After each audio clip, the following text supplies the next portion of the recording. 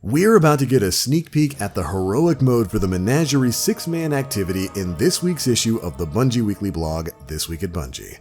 What's going on, Guardians? My name is the Black Link, and you heard that right. It's Thursday once again, and we're here to cover all the biggest bits of news covered in the Bungie weekly blog.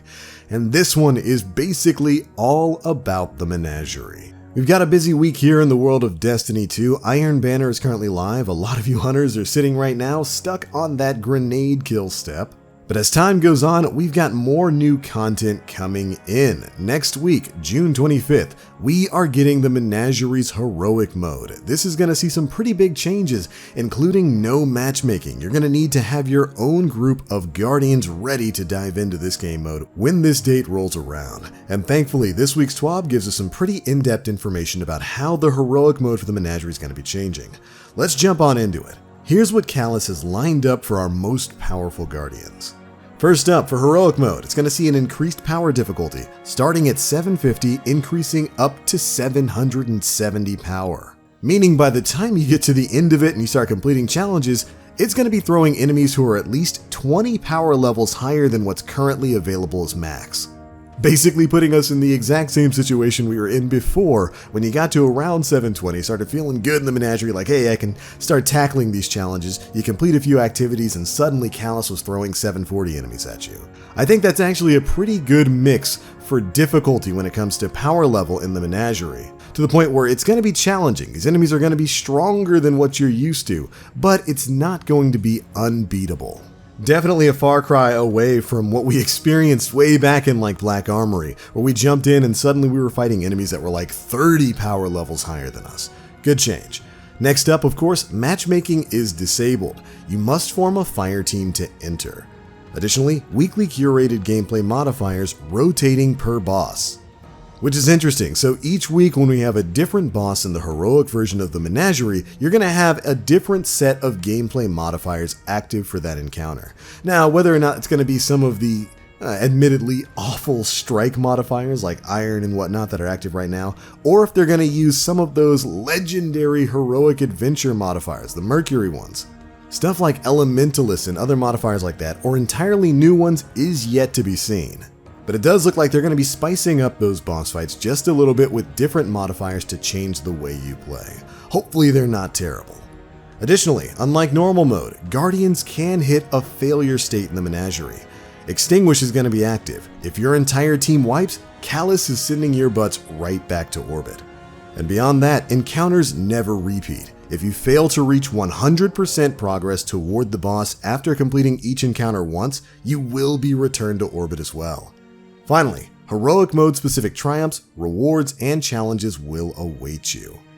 There we go, some pretty major changes coming to the Menagerie with the heroic mode, and I've got to say, that sounds a bit more difficult than the normal mode there. I mean, bumping up the power of the enemies by at most 20 what we're currently able to reach is going to ensure that it's going to take a bit of power to put those things down. Power and coordination. Of course, there's no matchmaking, so you're going to have your own curated fire team as you head in, but the addition of modifiers plus kicking people to orbit if you happen to fail a challenge, right now in the Menagerie, one of the most interesting things about it is the fact that there is no fail state. If you fail the challenges, you basically are just going to be spending more time in the Menagerie until you build up enough points to get to the boss. Even during the boss fight, there's no real fail state, since no part of it is really a darkness zone. That's all changing here with the heroic mode. It kind of reminds me of the way things used to be back in raids in Destiny 1, where like revive tokens I think were only a thing in the heroic versions of raids. So if everybody wipes, you're back to orbit.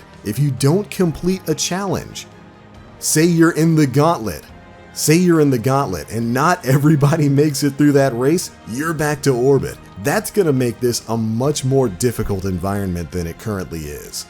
And personally, I'm fine with that. I love the prospect of an additional challenge. My only gripe, my only thing was always, please make it worth the challenge. And that, of course, is tied to the rewards. And I'm very happy to see that we're going to have some heroic mode specific triumphs, rewards, and challenges here.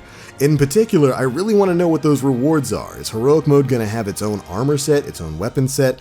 That's definitely something I would be looking forward to with the heroic version of this. Again, I compare this to the raids back in Destiny 1, where the normal version of the raid had a completely different set of weapons than the heroic version. You could pretty much get all the armor in normal mode, but you only had a few weapon options, and some of the best weapons in the game were generally tied behind the heroic versions of raids. Well, except for the case of like the Black Hammer in the normal version of the Crota's End raid. So anyway, it's going to be really interesting to see what the tangible rewards are for running the heroic version. If it's not worth it, I don't really see too many people trying to get 5 of their friends together to go and run the heroic version of the Menagerie. There's got to be something there. There's got to be that carrot on the stick to drag me back in. And while the TWAB does say rewards there, which usually does refer to like some kind of armor or weapon set or even ornaments or something like that, when you've already got stuff like the Austringer, the Epicurean, all these fantastic weapons available in the normal mode, it kind of makes me wonder what could be left for the heroic mode there. And that brings me to another thought I had over the course of the week while playing through the Menagerie. I would love it. Absolutely love it if going forward in Destiny 2, they expanded upon this game mode, adding in new bosses and updating the loot pool with different combinations of stuff and adding in other classic D1 weapon frames with a gaudy kind of golden jewel-encrusted Calus tinge. I think it'd be a great idea and a great way to bring some of those old weapons back, just like it is with the Austringer. It's a fantastic hand cannon, and some of the other Menagerie-specific items are absolutely worth the grind. Get out there and collect these things. I think that'd be a neat idea moving forward. But alright, Guardians, that is actually pretty much it for the biggest bits of news that dropped in this week's TWAB. We're a few weeks away from Guardian Con. You'll be seeing some reps from Bungie there, as well as a few people right here from on the channel. And in another week or so, we have got the release of the Lumina quest, so make sure you're staying tuned to that. But there we go, that's the news about the Menagerie's heroic mode, dropping next Tuesday on June 25th. I'm actually kind of looking forward to it. I'm looking forward to the challenge and seeing exactly what rewards are going to be enticing me to go in there with my buddies. But alright, thank you Guardians so much for watching. Those are my thoughts on the Menagerie. Leave me yours down in the comment section below. How would you feel about them expanding upon the game mode and adding in more D1 classics? Be sure to let me know. Any particular weapons you'd like to see? I would love it if we got like a BTRD styled LMG. That would make my day. But alright, that's it for this one. If you enjoyed the video, feel free to drop a like, make sure you subscribe and hit that notification bell to stay up to date with all the latest stuff we're putting out. But that's going to be it for this one. Thanks so much for watching, and as always, I am the Black Link. You Guardians, stay frosty.